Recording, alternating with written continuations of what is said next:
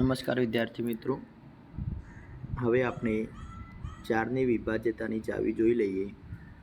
તો જે સંખ્યાના છેલ્લા બે અંકોથી બનતી એટલે કે દશક અને એકમથી બનતી સંખ્યાને 4 વડે નિશેષ ભાગી શકાય તો તે સંખ્યાને આપણે 4 વડે નિશેષ ભાગી શકાય છે. જેમ કે 45,376 આપેલી છે, એના છેલ્લા બે અંકો એટલે કે દશક અને એકમ. તો અહીંયા છેલ્લા બે અંકો દશક અને એકમથી બનતી સંખ્યા 76 છે. તો 76ને આપણે 4 વડે નિશેષ ભાગી શકીએ તો 45,376ને આપણે 4 વડે નિશેષ ભાગી શકાય. તો આપણે 76નો 4 વડે ભાગાકાર કરી દઈએ તો 4 એકા 4, આ 4 દૂના 8 વધી જશે 7 કરતાં.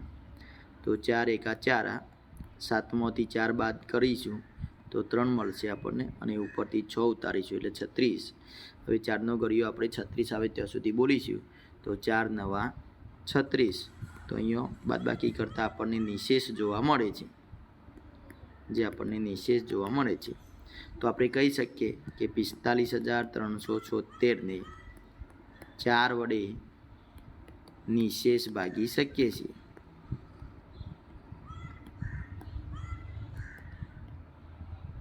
તો આપણે આખી સંખ્યાનો 4 વડે ભાગાકાર કરવો પડતો નથી. જો આપણને ચાવી યાદ હોય તો આપણે આખી સંખ્યાને 4 વડે ભાગાકાર કરવો પડતો નથી. માત્ર ઓનલી ફોર છેલ્લા બે અંકોનો ભાગાકાર 4 વડે ભાગાકાર કરી અને આપણે સમજી શકીએ છીએ કે સંખ્યાને 4 વડે નિશેષ ભાગી શકાય છે.